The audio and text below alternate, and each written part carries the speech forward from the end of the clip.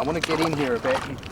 There we go, I want to get my vertical straight, so just line that up. I want a bit of a reflection of the boats, lots of sky. That's splendid, that'll work nicely.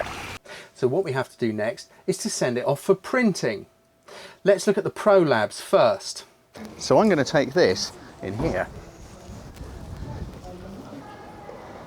And because they're so big and there are branches everywhere, I'm going to take it in here as well.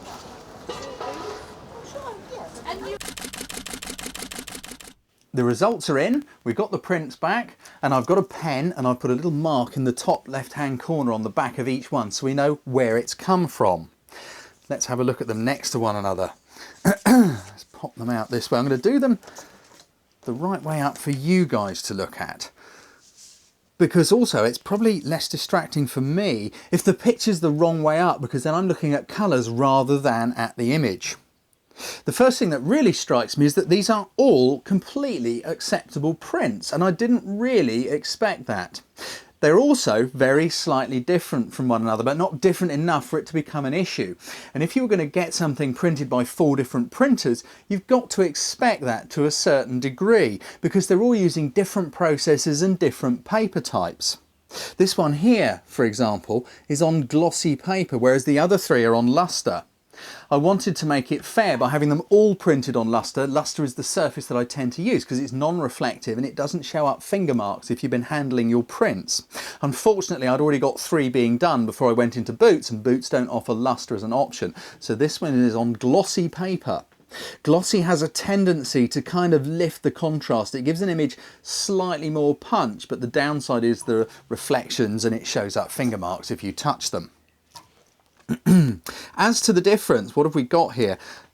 These 2 at the top are very, very slightly warmer than the 2 at the bottom. There's a little bit more yellow gold content in these 2 at the top. Now, if you remember when we were at the computer, I added a bit of yellow, so that's going to be interesting to see what's going on.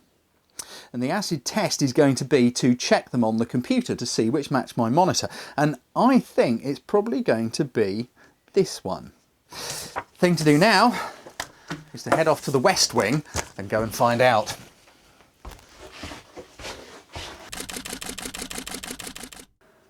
Let's load up our image. And when you do this, load it into your photo editing software. Don't do it in Windows Picture Viewer or something like that, because it has little or no colour management compared to your photo editing software. And the better that software is, the better the colour management will be.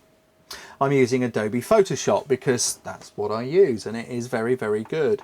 There are a couple of things to bear in mind when you're doing a comparison like this as well. Firstly, projected light coming out of the monitor is going to be much more powerful and vibrant than reflected light bouncing off the surface of your print. Do you remember watching slides on through a projector onto a screen? They always looked super vibrant and exciting, really, didn't they, compared to a print of the same image. It's just a feature or a function of projected light. It really does have that kind of quality to it. The other is the light you're going to do this in. If you were doing this in the lounge on a dark winter's evening with a yellow tungsten light on, then you've got a yellow cast going on everything, which your brain is colour correcting to an extent, but it is nonetheless going to alter the colours of the print that you're looking at. The best place to do it is in daylight. That's why I was looking at them next to a window next door. But even daylight changes colour. In the morning, in the evening, it's much warmer. There's more red in it than it is at midday. If a cloud goes over the sun, it will change colour then. So I'm doing it in my workroom where I have a 6,500 degree Kelvin bulb. That's not going to change colour at all. And 6,500 Kelvin is the industry recognised colour of daylight. There are no strong coloured walls or anything. It's very neutral, so there's no colour cast coming back off the walls. And finally, I'm going to use a monitor hood. This is like a lens hood, but it's for your monitor. It just sits on the top and it's held in place with a bit of Velcro. Just move that over so I can make it fit properly. You could make one of these yourself out of cardboard if you wanted, or just Google monitor hoods and you'll find loads of them online. And finally, I've said finally twice, but I'm going to say it again, finally, you've got to be looking at your monitor square on. If I look at that from over there, it goes a bit wishy-washy and light. When you look at an LCD, you've got to be right smack in front of it, and be careful that you are. It's not something that happened with the old cathode ray tube, so I'm just going to turn this way to give you the best chance of seeing what's going on. I don't know if the video camera is going to pick up the subtleties that I'm expecting to see here. Prints. I don't know if you can see that. That one is immediately, that's warmer than the monitor. That's interesting, because I thought it would be a warmer one that would be closer to the monitor. That's slightly warmer, but not as warm as the last one. The sky's not bad, but again, it's just overall a little bit warmer. That looks to me to be closer. Again, it's still a little bit warmer than the monitor. That actually looks to be the closest. Now that's the Glossy Boots print. That's very interesting. But also don't forget, it's a glossy print, and glossy prints have more contrast. They certainly give that appearance, so the whites will be whiter and the blacks will be blacker. They'll appear to be a bit more punchy. And this is a problem, I know, in this test. But still, it's not bad. That's pretty close. So let's go back and look at our luster prints, because this is really where it lies, I think, because these are all on the same surface. I'd say that's what we got. Let's have a look. Let's just put them next to each other. So those are definitely, I think, the two warmest. Putting them like that, it's so hard to tell, isn't it? They're so similar.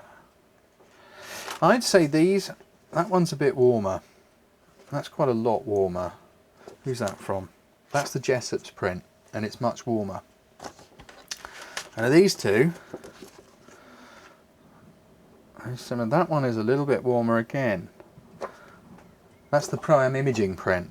None of them are unacceptable, but that is just fractionally warmer. And I'm being ever so nitpicky here, you know. If you were just looking at your pictures, you wouldn't see this. I'm being nitpicky as hell. So there we go, that's slightly warmer. So that means that left behind is the Paul Williams Digital, which is the closest of all the luster prints to what I'm getting out of the monitor.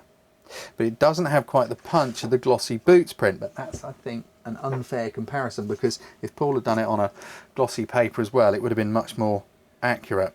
However, what we can draw from this is that Jessop's boots, a professional printer like Paul Williams and a professional lab like Pro-Am, have all produced very acceptable results. You're never going to get the monitor 100% the same. I am quite surprised at that, because I have to confess I expected Boots and Jessop's to be lagging quite a long way behind, and they're not. That's really good. Now then, let's have a look. Price and service and all that kind of stuff. Well, who have we got here? That's the Boots print. That was 40p. The price between Boots and Jessop's is really quite negligible. What do we got here? That's Jessop's were 55p, Boots were 40p. There's only 15p in it. Now, one advantage, of course, is that it was pretty quick. I went in there and used the 1 hour service. And because they weren't very busy, I was out again inside a very, very short time indeed. Now, normally in these places, you go in with your stick and poke it into their machine, and it's self-service. Now, I haven't had anything printed in a Boots or a Jessop's in, what, 15 years or more, I suppose. And in those days, I gave a canister to a nice person behind the counter who wrote it on an envelope and just dealt with it for me. I'm a bit rubbish with technology, as you know, and I had to ask the staff to give me a hand, and they did, and they were very, very helpful indeed. And I said to them, I don't want any adjustments or manipulations on these images. I want them printed the way I've delivered them to you. And that's what they've done. So, pretty good service and a low price from both Boots and Jessop's.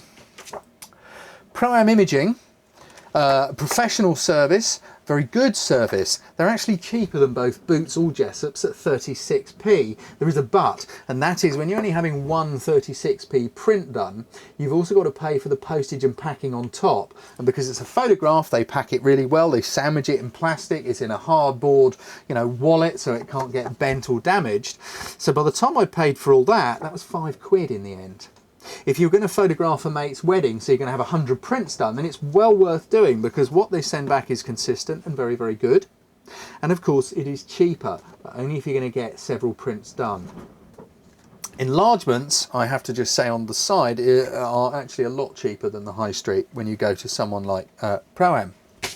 Finally, Paul Williams. His is the most expensive print of the lot at £1.75.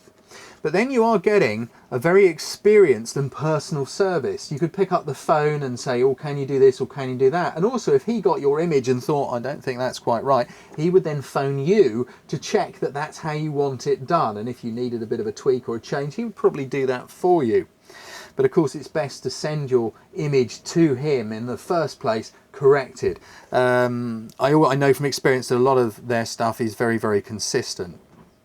So that's £1.75. I must admit it's also got a much nicer, higher quality feel to it, which kind of surprised me, because being as this is the top end inkjet print, I expected the photographic prints to feel better, but actually it doesn't. So what can we learn from this? Well, interesting that you can get a really great and acceptable print done in all sorts of places now. Advantage of the high street is it's very fast if they're not too busy. Prices are pretty low. I can only speak for the two branches that I went into, but I'm very impressed with both of them. At the end of the day, I would still stick with my Pro Labs, I have to say, particularly if I wanted a really big print done. Because I just know that it will be absolutely bang on and there's no argument. So there we go. A very, very interesting result from my point of view. Not quite what I expected to find out, but it's very, very reassuring to know that these days I can go and get a very good quality print done almost anywhere and get it out there being enjoyed.